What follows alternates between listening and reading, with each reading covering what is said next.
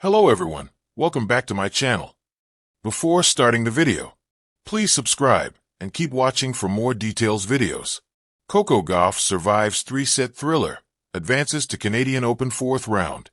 World number 2 Coco Gauff fought through another challenging 3-set match on Thursday, coming back from a set and a breakdown to defeat Veronika Kudermetova and advance to the 4th round of the WTA Canadian Open. The top-seeded American, who recently clinched her second Grand Slam title at Roland Garros, once again faced difficulties with her serve, but managed to maintain her composure for a 4-6, 7-5, 6-2 victory over former world number 9 Kudermetova. The goal of the game is to survive and advance.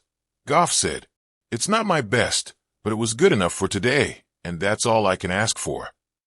Gauff arrived in Montreal after losing her tournament openers at Wimbledon and Berlin, following her French Open victory. She struggled significantly in her first match in Montreal, but secured a win over Danielle Collins, despite 23 double faults. Although the numbers were slightly better against Kudermetova, 14 double faults proved problematic.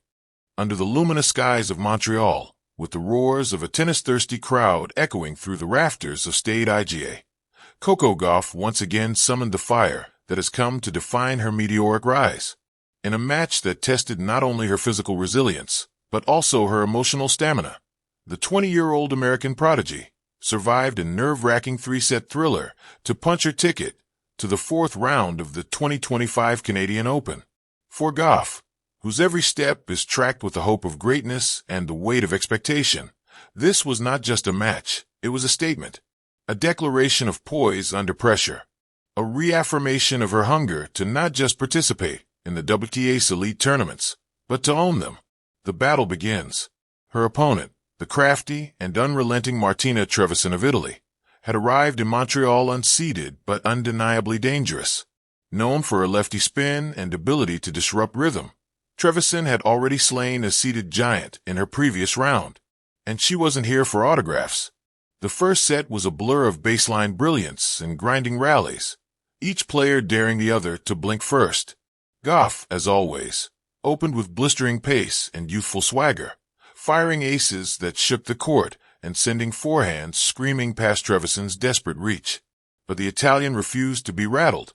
She absorbed Gauff's power, redirected it, and used her court craft to dance the American into uncomfortable angles.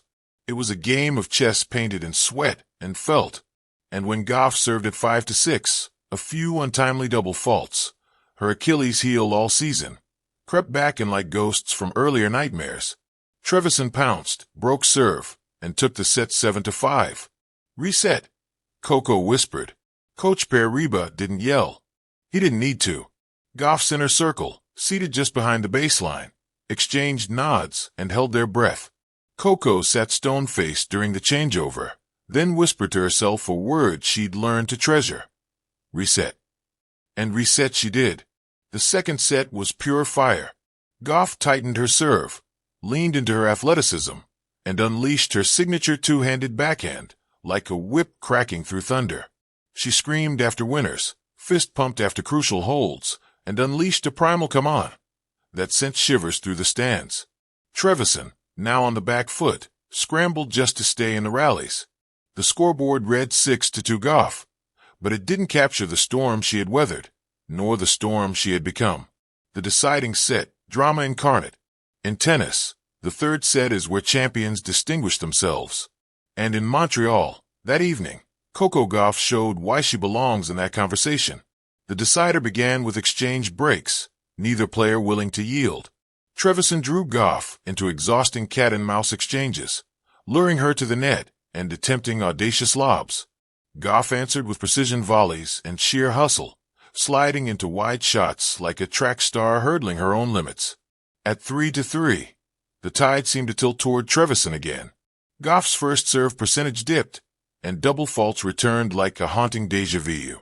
The Italian earned a break point and stood within striking distance of another upset. But champions, true ones, know how to block out the noise.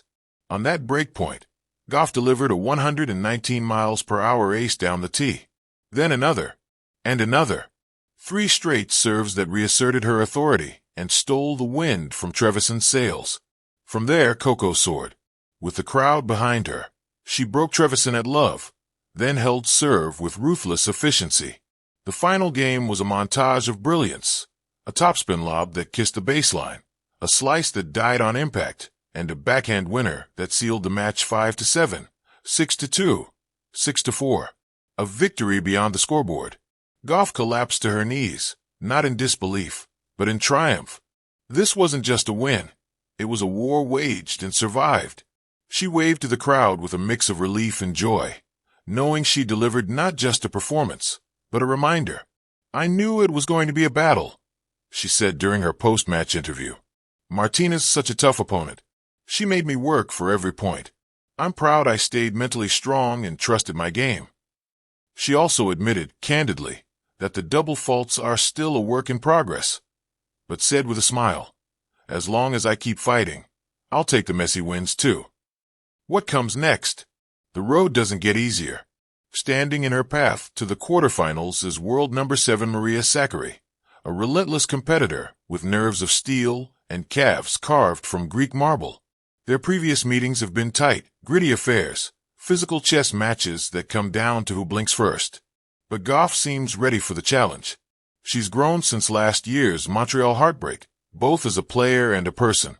She's learning to manage expectations, navigate scrutiny, and still play with joy. The kind that first propelled her into the spotlight at 15 when she stunned Venus Williams at Wimbledon. Off court, she's matured into a thoughtful leader. On court, she's shedding inconsistencies while sharpening her identity. A mix of speed, aggression, and heart. A star still rising. This Canadian Open is proving something vital. Coco Gauff is no longer the wide-eyed teen sensation merely trying to keep up with the WTA elite. She is one of them now, scrapping, grinding, adapting, and winning. The tennis world watched her survive this 3-set thriller not with surprise, but with recognition.